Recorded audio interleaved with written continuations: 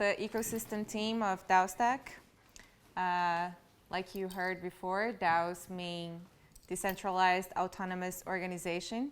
And I think these words are very meaningful to think about them. What does decentralized means and what does autonomous means? What does it mean to organize yourself in a decentralized and autonomous way? And I think one of the biggest challenges that we have in society is to organize ourselves. Like we have governments basically because we don't know how to organize ourselves in a large scale. So we pay the money, that is the taxes, and we say, hey, can you get this money and organize ourselves because we don't really know how to do that. But what would happen if we did have means, technological means, to organize ourselves and access the collective intelligence? So we heard a lot about the in artificial intelligence, but how could we access the collective intelligence of our human systems that are already existing and already in place, but that we have very little ways to communicate with each other in a non-hierarchical way, that people from all sorts of degrees, accessibilities, and privileges in the world could be heard by who they are. So here, I want to show in a practical way what does it mean to be part of a DAO.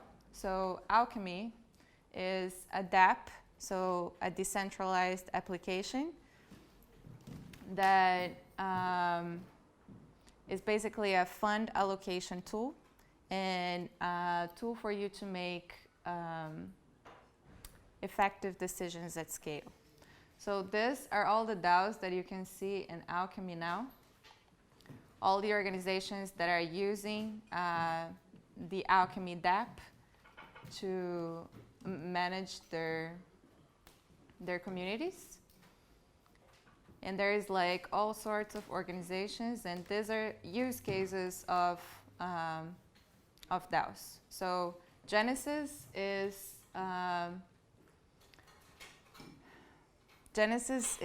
the DAO Stack, the first DAO Stack DAO that is funded by DAO Stack. And here, when you enter in schemes, you can see the scheme registrar, that it's a little bit complicated, so we're not going to get into this now. But it basically allows you to change the structures of the DAO through proposals. So you can change the parameters of your organization from within. And this is the contribution reward.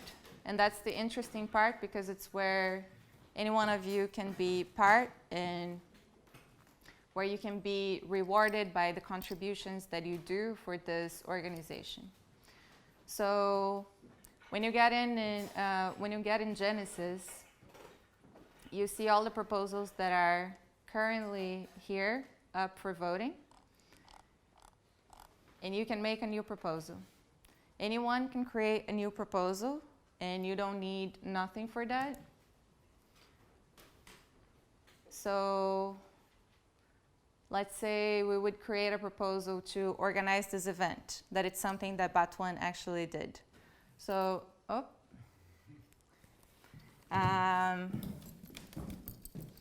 so when you create a proposal to organize an event, you have to tell this community what this event is going to be about, and how much funds do you need to make that happen, and how would you organize this in order that people would understand your proposal and would be able to vote for it. So once you submit the proposal, okay, we'll give it a little time.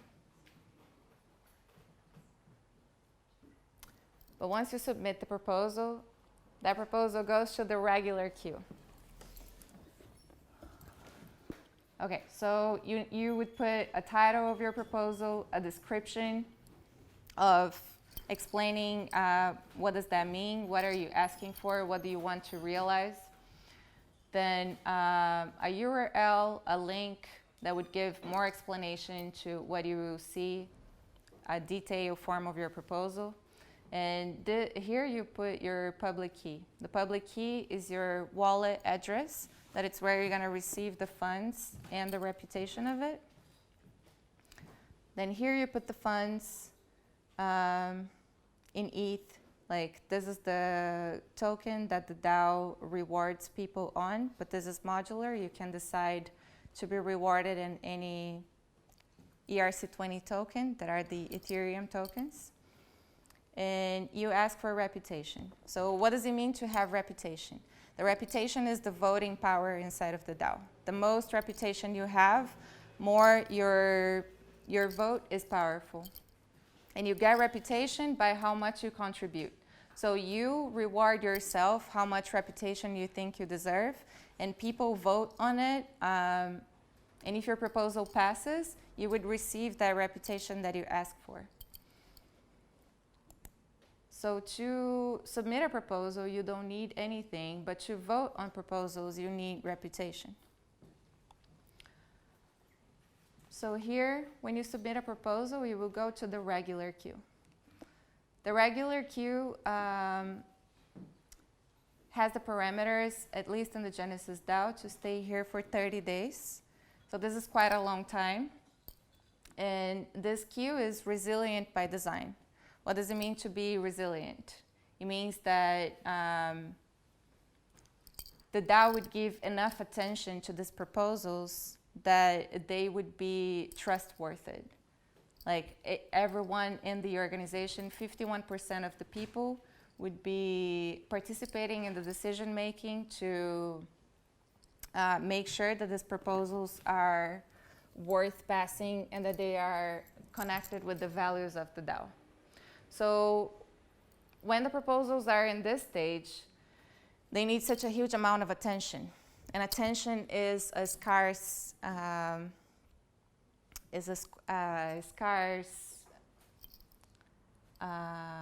asset that we have inside of organizations, because how do you make so many people pay attention into so many different proposals? And here we don't have that many proposals, we have only 8, but imagine if an organization had 1,000 proposals at a single time. How would you organize the attention of all of these people? So the way this happens is the holographic consensus brings a new actor into the game, that is the predictor. The predictor is someone that is gonna stake whether if this proposal is worth passing or failing. So it's kind of a bet game. So I'm gonna stake that this proposal will pass, and like for example, this proposal has a lot of downstake. People don't believe that this proposal is valuable, that this proposal should pass according to the values of the DAO. So a lot was stake against it. So for it to pass, so much would have to be staked in favor of this proposal. And if this proposal had enough staking, it would go to the next queue, to the pending proposals. The pending proposals are here for 1 day, and these are the chance for other predictors to stake down that proposal back to the regular queue. Because let's say a lot of people organize to put a proposal of their friend up that they think should pass, but it's actually not aligned with the incentives of the DAO. Then someone can come here, check this proposal and see that it's not aligned and they don't believe that this proposal will pass, so they will downstake it, and it would go back to the regular proposal queue. So once the proposal is here for a day and no one put that back to the regular queue, it goes to the boosted queue. And the boosted proposals, they don't need the absolute majority of people in the DAO to vote. They just need a relative majority. That means that, like this proposal, just 6.52% of the reputation holders voted for it, This means that this proposal will pass because enough trust was put into the proposals that are boosted for them to be in the top queue. So not so much attention is needed for to make sure that the proposals are aligned to the values of the DAO. So this is what we call the holographic consensus. That is a way to curate attention. So the prediction network, the stakers, they curate the attention of the DAO to make sure that the proposals are aligned with the values. I think the most important concept to get from decentralized autonomous organizations is how to be autonomous. What drives us to be to do things that we really believe. We heard a lot of about beliefs. We heard a lot about dreams. So what does connect us with our dreams and our beliefs that makes us pursue something that no one is telling us to do? And what does it mean to have so many organizations that we can be part of them, understand their value systems, propose to them, and be rewarded by the collective of that organization if you are proposing something that it's aligned with yourself and also with the DAO. And DAOs are, there are infinite use cases for DAOs. And for example, now we have, how do I go back here? Yeah, just go back. Do you see it a bit more? It's just a bit more, Yeah. Oh, there it is.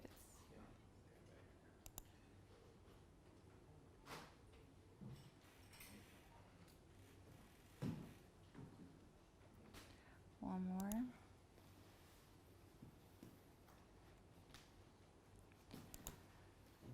So all of these DAOs that are here are different use cases of what we could do with decentralized autonomous organizations.